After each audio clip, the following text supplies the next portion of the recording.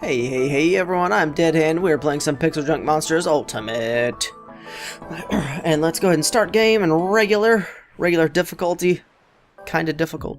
We're gonna go to Gati Gati Island and easy to Loch Ness Monster.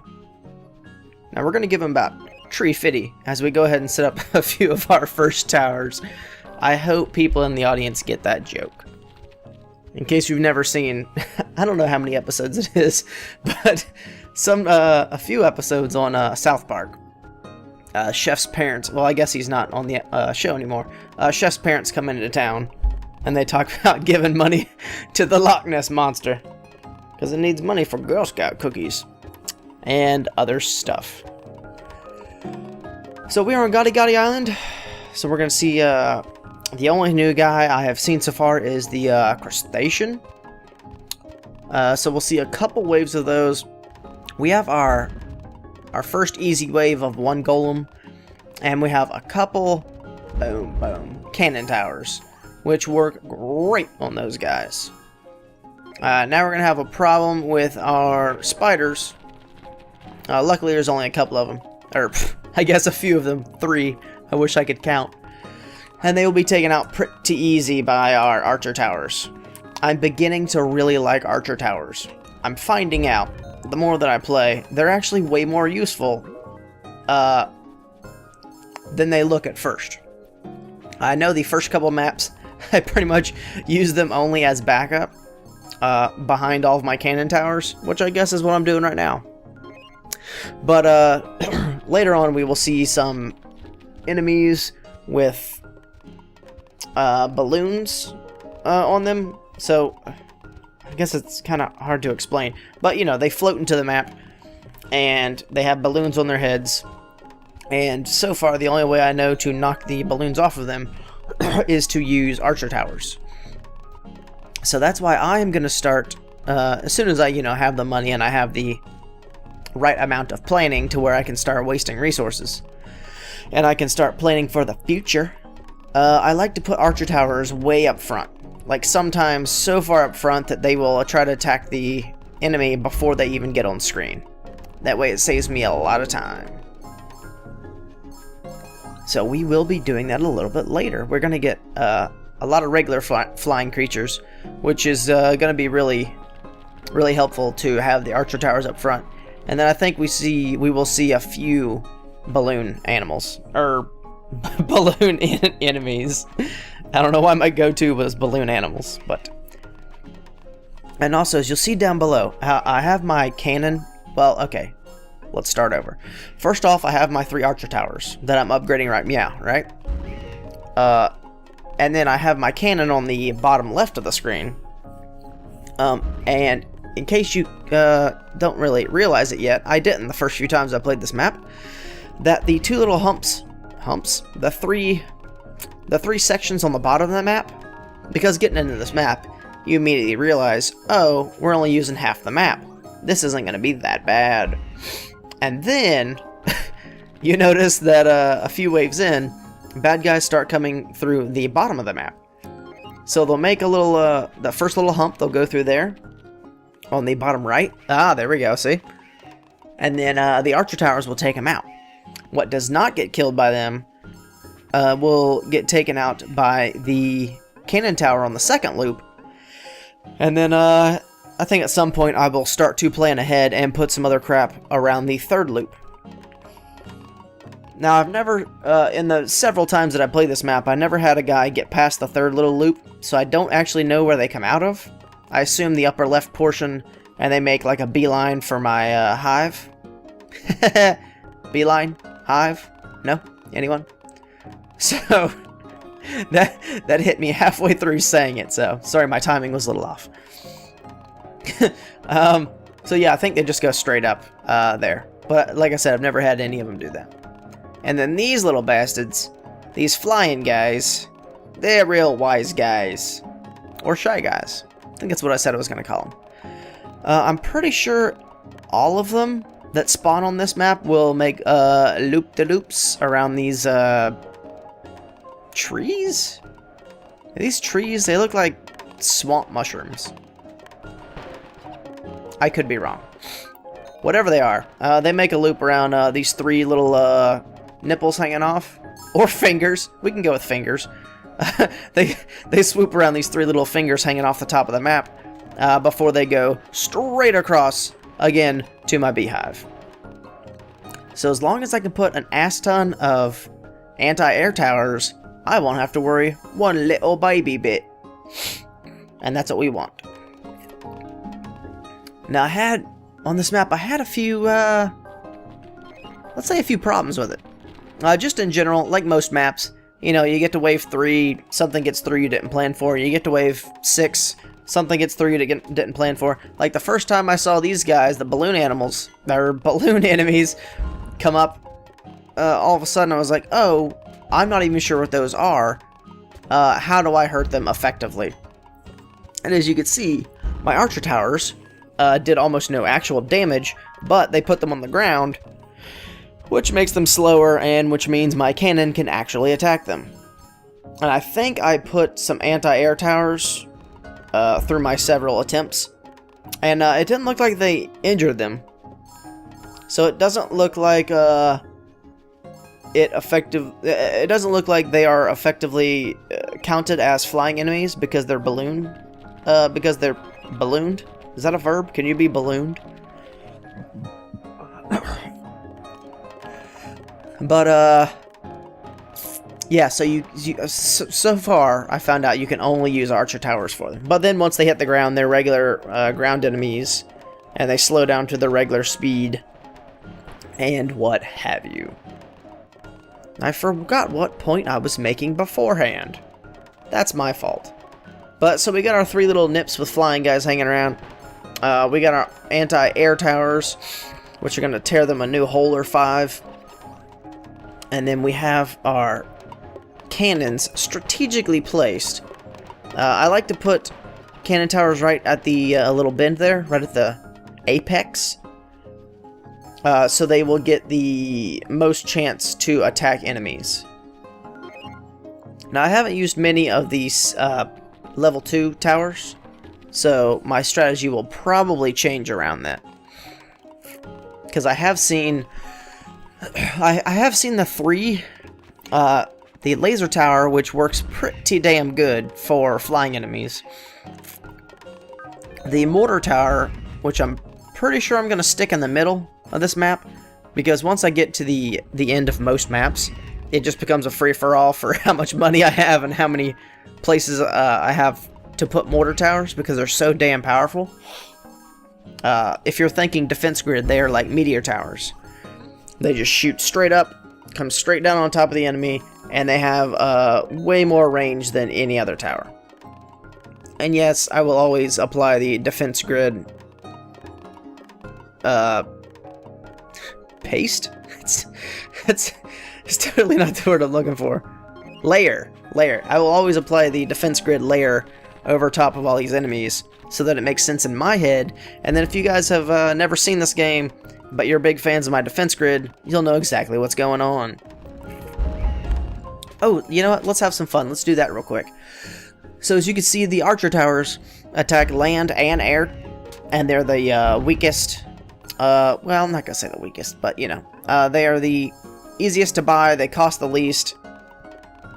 They seem to be the most versatile, but the lowest, like top end attack. So those would easily be your gun towers, defense grid style. And then you have your cannon towers, which would be... Oh shit, are they called cannon towers? Because in defense grid, I would also call them cannon towers. They're much stronger, but they are much slower. For some reason, they have really short range, though. So actually, in my head, I use them more as my Inferno towers. I kind of put them at the edges, at the ends of little nubs, like where I'm standing right now. And then at the best, like, straightaways, because I know they have the best chance to hit guys. But I also know there is an Inferno tower in this game, so I'll probably change my opinion on that. So yeah, to me, the cannon towers are much like cannon towers. They're stronger and slower. But again, the distance is way out of whack. It's super short. I know there's another tower I'm missing. The laser towers are much like laser towers, laser hat, except they only attack flying enemies. But in this game they don't have fire damage, do they? I don't think they have time over, or I'm sorry, I don't think they have damage over time, or at least so far I have not seen it. What am I talking about? But the what's the third tower? Oh, the anti-air tower.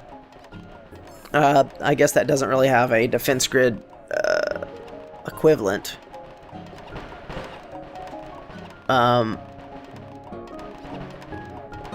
What towers kill flying guys in defense grid? I think it's only the meteor towers, right?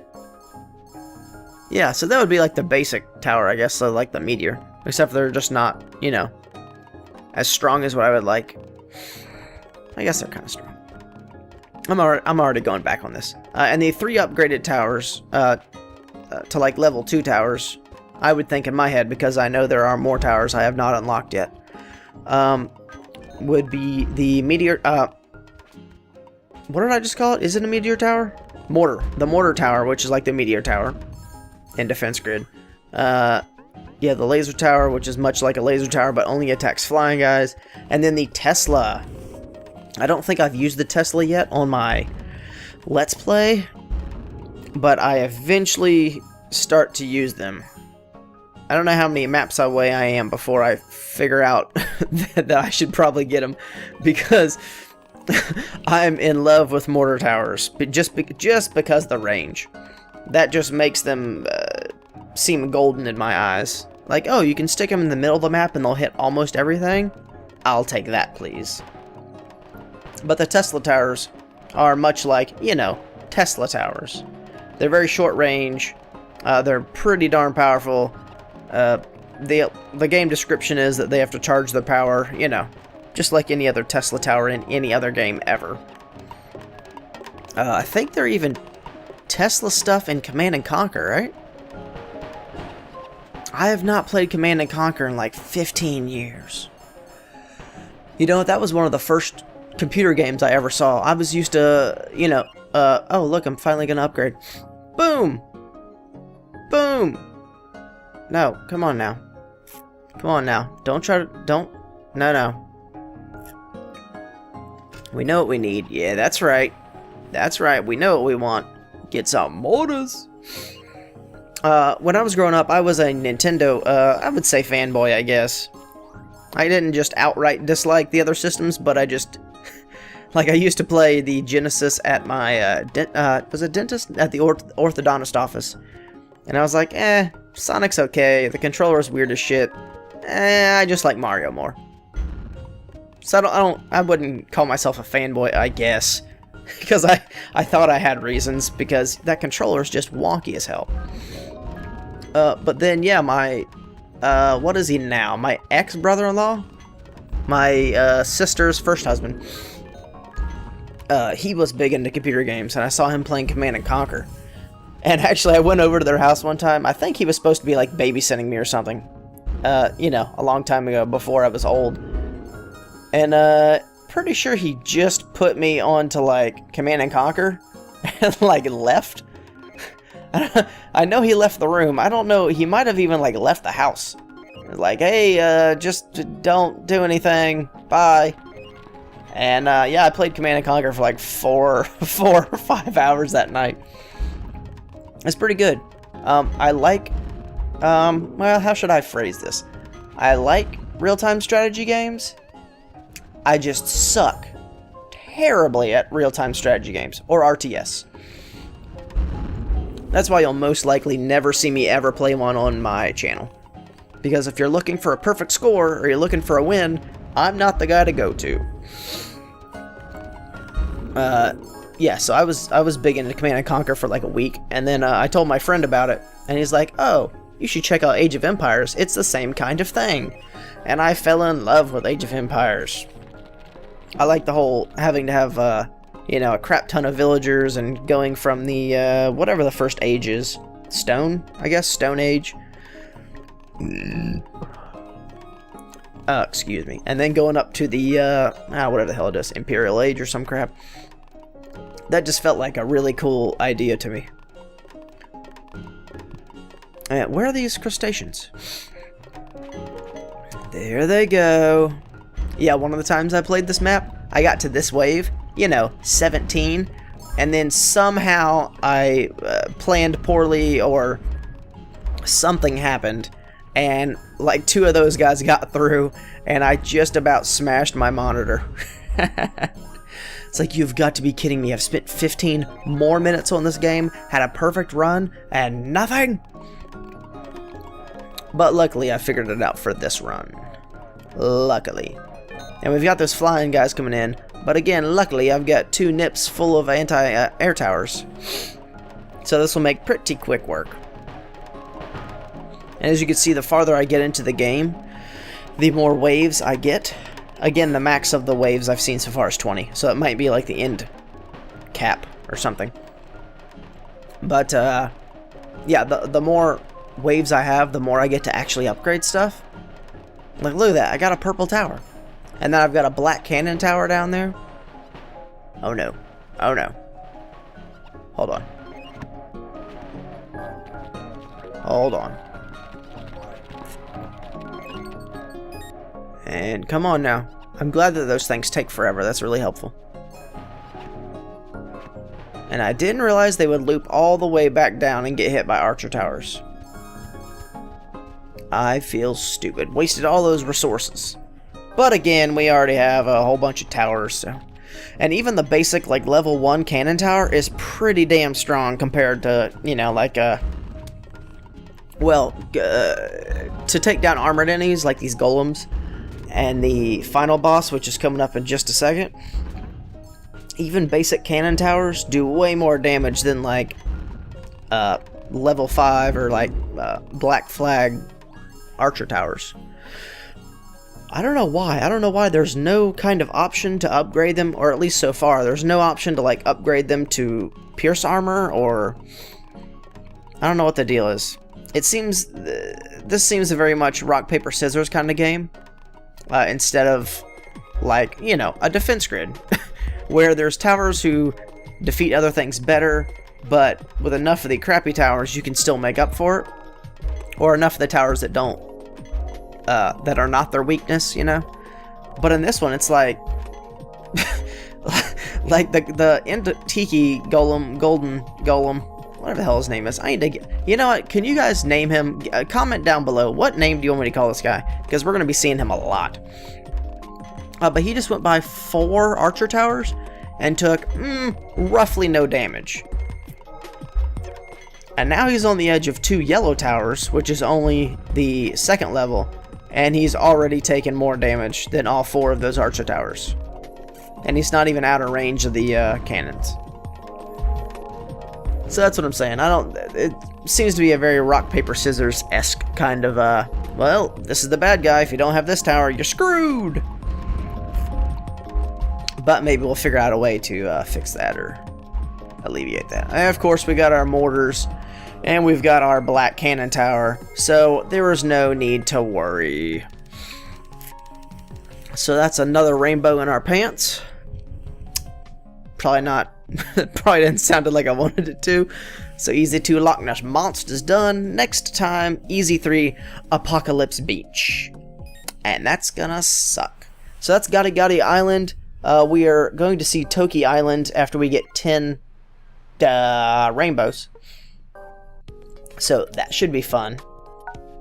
This is how far we have gotten on Toki. I'm sorry, on the first island, Tiki Island. But we will return there again shortly. So I hope you guys enjoyed that. Subscribe, like, comment. Follow me on the Twitters at Deadhand LP, and make sure to comment below a name for the golden guy. Peace out.